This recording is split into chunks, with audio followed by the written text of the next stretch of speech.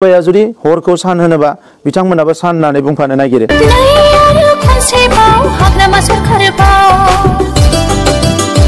जुन मासावनो बीटीसी नि बारग'सि बिथांजों जोङो गवायाव रायलायदोंमोन, दिल्लीयाव रायलायदोंमन। UPPL नि सासे एमसीएल खारबायना जों खोनादों आरो गोबां एमसीएल एमफ्रा खारनो थाखाय रेडि। UPPL आ दिनै लांदां जासिगोन आरो सानैल' मानसि थालांगोन UPPL आव। बे जाबाय चिफ माने डिपुटि चिफ बिथांमोन सानैल' थालांगोन। रायजो राजाथ' गैखाला UPPL जों आरो फार्स्ट आं बुंनो सानो आङो प्रमद बर' हिसाबै राजखान्थिया आंनि जिउनि थांखि नङामोन, लोगोसे चिफ जानायाबो आंनि थांखि नङा। UPPL नि सासे एमसीएल खारबायना जों खोनादों आरो फैबाय थानाय फेब्रुवारि दानाव UPPL नि एमसीएल थानाय नङा। खारै खारै सानैल' मानसि थालांगोन आरो चिफ आरो डिपुटि चिफ सानैल' मानसिया थालांगोन। UPPL नि गोबां एमसीएल एमफ्रा खारनो थाखाय रेडि। गोबां बर'फ्रा मुंख्लं जालांबाय, थैलांबाय दावहायाव। बिनिफ्राय जेब्ला आं 89 नि दावहा जायो बेवहाय आंबो सासे दावहारुमोन।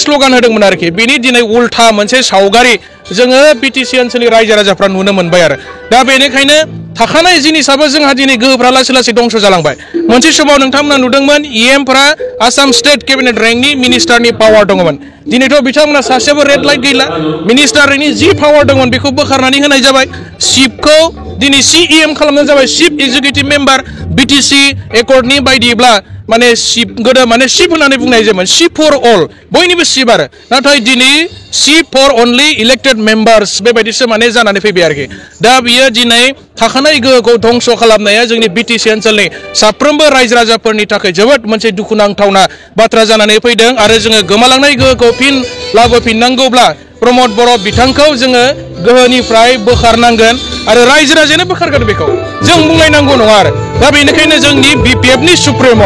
आवगायनि माने चिफ आथिखालनि BPF हान्जानि आफादगिरि हाग्रामा महिलारि सारा बे सेन्सजों माने खोथाखौ बुंबाय थादों जे प्रमद बर' हाटाव BTC बासाव थारमाने BTC नि थाखानाय गोहो पावार एन्ड फांसनखौ बासायफिननांगौब्ला जों माने जोंनि खुंथायखौ जोंनि आखायाव लाबोफिननांगौब्ला बिथांखौ माने गोहोनिफ्राय बोखाराबा जानाय नङा। आरो खनसेबाव हाग्रामा सरखार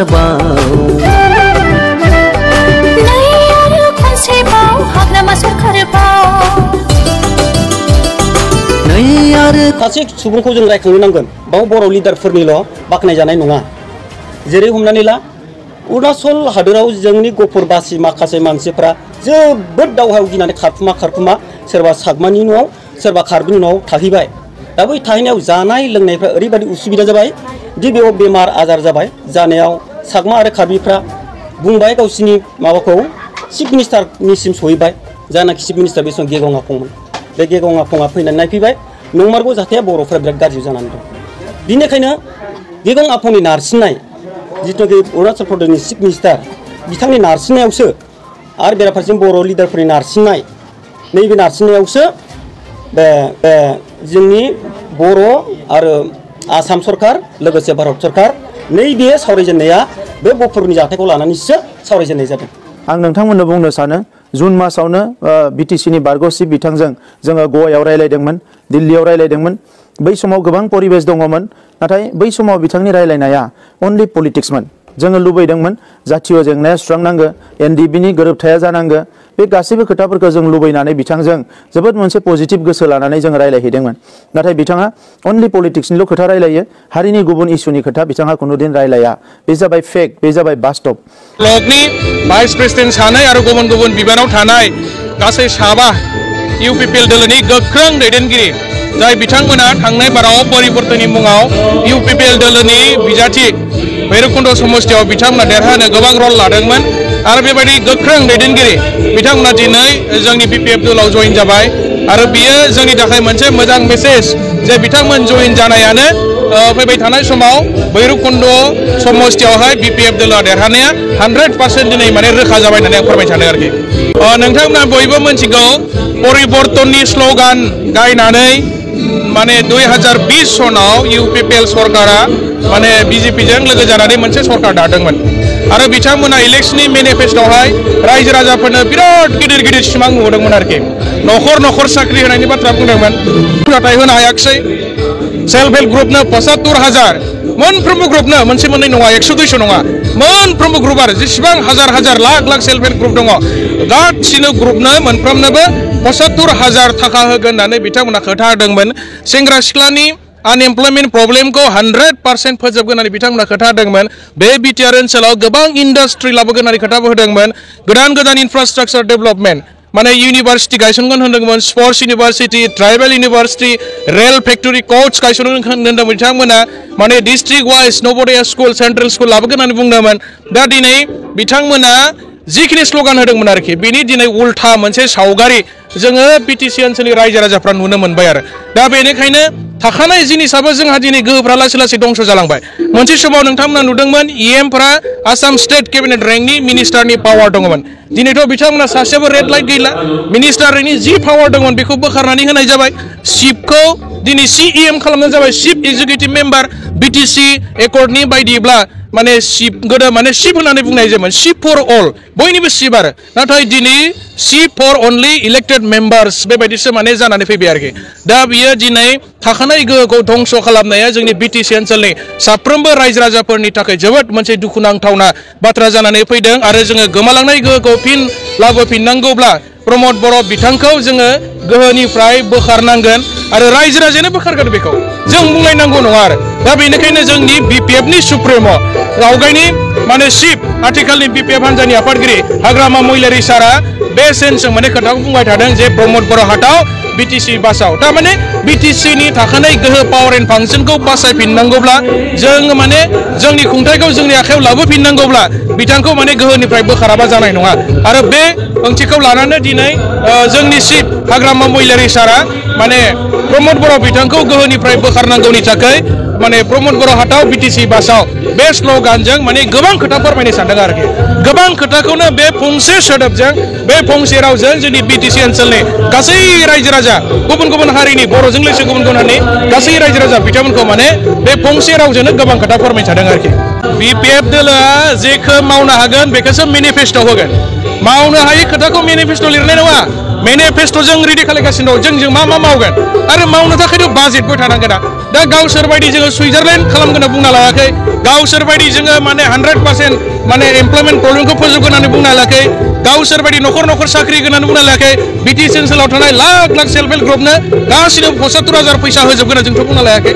बिपिएफ दोलोआ मावनो थाखाय जोंनाव माखासे एजेन्डा दङ आरो बिपिएफ दोलोआनो मावखानाय जेसेबांखिनि माने दायो डेभेलपमेन्टनि नोंथांमोना नुनो मोन्दों जेरै सीआईटी क'क्राझाराव थानाय बड'लेण्ड इउनिभार्सिटी लामा दालां बायदिसिना इनफ्रास्ट्राक्चार हस्पिटाल बेखौ बिपिएफनि सरकार थानाय समाव मावाखैब्ला सोर मावखो गावसोर मावनाय एग्जामपोलखौ खोन्था दिनै मा मावखो गावसोर बिथांमोना गावसोर मावनाय एग्जामपोलखौ जोंनो खोन्थाग्रो आरो मावालासिनो खोथाखौल' बुंनानै सेटिसफेक्सन लाब्लाथ' मावनाय जायाना दिनै 5 बोसोर समय मोनबाय बिथांमोना सरकारा जोबनोसै बारा सम गैला बे 5 बोसोराव बिथांमोना 5 बोसोर सम बियाखैमोन दा 100 दिन सम बिदोंमोन 100 दिन सम बिदोंमोन आंनो 100 दिन सम हो 100 दिननि भितराव आङो बिटिआरखौ माने सुइजारलेण्ड बायदि मोनसे समायना जायगा बानायनानै होगोन होनना बुंदोंमोन दिनै खैथा 100 दिन बारलांबाय फैयै दिनै सरकारानो जोबनो सम जाफैबाय दा मानो मावनो हादिया बिथाङाथ' गावनि खुगाजोंनो बुंना लादोंमोन ना मग मात्र केवल 100 दिन সময় দিয়ক মই 100 দিনৰ ভিতৰত বিটিচিকত মই সুইজাৰলেণ্ড বনাই দিম চাৰিওফালে ফুলনি কৰি দিম माबा माबि होननानै बिथाङा हारसानि रावजों बिथाङा बेबायदि मोनसे खोथा बुंनानै लादोंमोन किन्तु दिनै मावनायाव 100% फेलार जाबाय जिर' जाबाय बिटिसि ओनसोलनि रायजो राजा बिथांमोना दिनै बिथांमोनखौ मालाबाबो फोथायनाय नंला बिपिएफ दोलोआवनो दा senior most experience politically experience थानाय मानसिफ्रा बिपिएफ दोलोआवसो दङ इउपिपिएलआव गैया इउपिपिएलआव सोरबा इएम जादोंबा बियो मोस्ट माने गोदान मानसि बियो पलिटिक्सआव राजखान्थियाव बियो गोदान जेबो एक्सपिरियेन्स गैया आरो एक्सपिरियेन्स गैयै मानसिफ्रा दिनै गासिबो इएम जानानै दंजोबोखायनो दिनै जेबो मावनो हायाखै बिथांमोना बिपिएफआवनो एक्सपिरियेन्स गोनां मानसिफ्रा दङ आरो बिपिएफआव एक्सपिरियेन्स थानाय मानसिफोरखायनो दिनै सरकारनि माखासे सिस्टेमफोरखौ मिथियो फाइनान्सियेल रुल्सफोरखौ मिथियो बाजेटआव माखौ हमनांगौ माखौ हमना गासै खोथाफोरखौ मिथियो दा बेजों खोनाबाय थादों बिथांमोनाथ' गावसोर एक्सपिरियेन्स गैयैखायनो डिपार्टमेन्टेल नलेज गैयैखायनो गोबां फैसाफ्रा मानो रिटार्न जाबाय थायो मावनो हाया इउटिलाइज खालामनो रोङैखायसो रिटार्न जायो दा बेबायदि बिथांमोनाव एक्सपिरियेन्स गोनां मानसिफोर गैयिनि थाखायनो दिनै बिथांमोना गावसोर साननाय बायदि खोथा होनाय बायदि दिनै रायजो राजानि मोनसेबो खामानिखौ मावनो हायाखै बेयो जोंनि थाखाय बिराद गिदिर खहा जाबाय 5 बोसोर बिथांमोन सरकार सालायनायाव बिटिसि ओनसोलनि रायजो राजाफ्रा 20 बोसोर बेक जानो गोनां बायध' जाबाय दिनै आङो बर' थुनलाइ आफादनि जि स्टेटमेंट गाहाय नेहाथारि नीलकान्त गयारि बिथांनि आं बेखौ दासिम नुथ'वाखै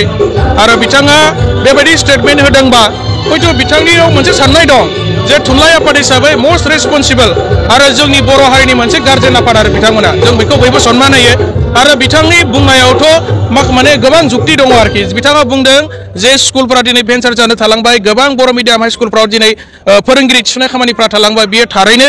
जोंनि बिटिसि ओनसोलनिल' नङा आसामनि गुबुन गुबुन जायगायाव थानाय बर' मिडियाम स्कुलफ्रा दिनै प्रभिन्सियेलाइज जायाखैबा बियो जोंनि थाखाय माने जोबोद दुखुनांथावना आरो बिथांनि जा स्टेटमेन्ट बुंनाय आङो बिथांखौ आरो बिथांजों लोगोसे आंबो माने दाजाबदेरना बुंदों आरोखि जे बर' थुनलाइ आफादा गोबां माने सानै हयै बिथांमोना नायबिजिरनानै खोथाफोरखौ बुंदों आरो बियो थार आरो बिनि सायाव जोंहाबो दुखु मोननाय फोरमायदों माने बेबायदि जानो नाङामोन बर' थुनलाइ आफादा हास्थायजों जोंनि मोनफ्रोमबो भेन्सार स्कुलफ्रा सरकारि जाथों जोंनि फोरोंगिरिफोरनि साख्रि थिसननाय खामानिफ्रा जाथों आरो बे इउपिपिएल सरकारा गावसोरनि इलेक्सन मेनिफेस्ट'आव लिरखाजोबखानायसोमोन आरो खिन्थु दिनै मावनो हायैयासो माने जोबोद माने दुखुनांथावना आङो बर' थुनलाइ आफादखौ पलिटिक्सआव माने बोनानै खोथा बुंनो लुबैया बिथांमोना नन पलिटिकेल मोनसे अर्गेनाइजेसन नालाय आङो पलिटिक्सआव सरजाबनानै बिथांमोनखौ खोथा बुंनो लुबैया आरोखि दा थुनलाइ आफादा जातिनि सार्थआव खामानि मावनाय मोनसे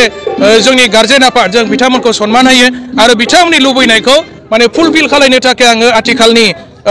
बिटिआर गभर्नमेन्ट प्रमद बर' मानगोनां सीएम बिथाङा दैदेननाय बिटिआर गभर्नमेन्टखौ खावलायदों आरो बिथांमोना जोंनि बर' थुनलाइ आफाद लोगोसे बर' जातिनि सार्थआव गासिबो स्कुलफोरखौ प्रभिन्सियेलाइज खालामनायनि थाखाय इमिडियेट मोनसे बिथांमोना बेबस्था खालामनांगौ आरो मावनो हानाय खिन्थु बारा समबो गैला दे सरकारा जोबनायनि सम जाखाबाय आरोखि आङो बिथांमोनखौ माने गोख्रों खावलायबाय आरोखि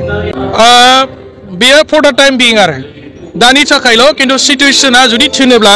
बेखौ माने सावरायफिननाय जागोन जे जोङो सोरजों एलायन्स खालामगोन एलायन्स खालामा बिपिएफखौथ' एलायन्स खालामनो मेरला पार्टिफ्रा माने नागिरगासिनो दं आरो दा जोंसो गावनि स्टेनाव दंथ'यो मानसिफ्रा गुबुन गुबुन दोलोनि माने पलिटिकेल पार्टिफोरा बिपिएफजों एलायन्स खालामनो जोबोर हांखुर मानोना बयबो राजनिति हान्जाया दिनै मोजाङै बुजिबाय जे बिटिसि ओनसोलाव सरकार खुंनांगौबा बिपिएफनि अनगायै गुबुन पार्टि हाखाया हाग्रामा महिलारि सारनि अनगायै गुबुना माने बिटिसिखौ सालायनो हानाय गोहो गैया आरो रोंगौथि गैया एक्सपिरियेन्स गैया हाग्रामा महिलारि सारा जाबाय बिटिसि ओनसोलाव थानाय गुबुन गुबुन जाति माहारि हारिफोरखौ बयखौबो लानानै सरकार सालायनो हायो आरो बिथांनाव एक्सपिरियेन्स दं बिथांनि आखाइजोंसो डेभेलपमेन्टनि खामानिखौ मावनो हायो दिनै गुबुन गुबुन राजखान्थि हान्जाफ्रा बेखौ दिनै मोजाङै बुजिबाय जे बिटिसि ओनसोल माने बिपिएफ नङाबा जानाय नङा थांनाय 5 बोसोर इउपिपिएलनि माने गोखा गोदै टेस्टखौ गुबुन गुबुन माने राजनिति हान्जाफ्रा मोनखाजोब्बाय आरो बिथांमोनजों जानाय नंलानो मोनथिखाबाय दा बेनिखायनो अल्टारनेटिभ माने माबा मोनसे गोख्रों आरो मोजां राजखान्थि हान्जा दङबा बिपिएफ बिटिसि ओनसोलाव दा बेनिखायनो जों एलायन्स खालामनो थाखाय गासिबो दिनै हांखुर जायो मानोना बिपिएफजों रायजो दं बिपिएफखौ रायजोफ्रा मोजां मोनो बिपिएफखौ रायजो राजाफ्रा फोथायो आरो बिपिएफखौ फिन गोहोआव फैनो थाखाय सरकाराव फैनो थाखाय दिनै जोंनि साफ्रोमबो रायजो राजा पाब्लिकफ्रा दिनै लुबैयो आरोखि दा बेनिखायनो बिपिएफआ सरकाराव फैनो थाखाय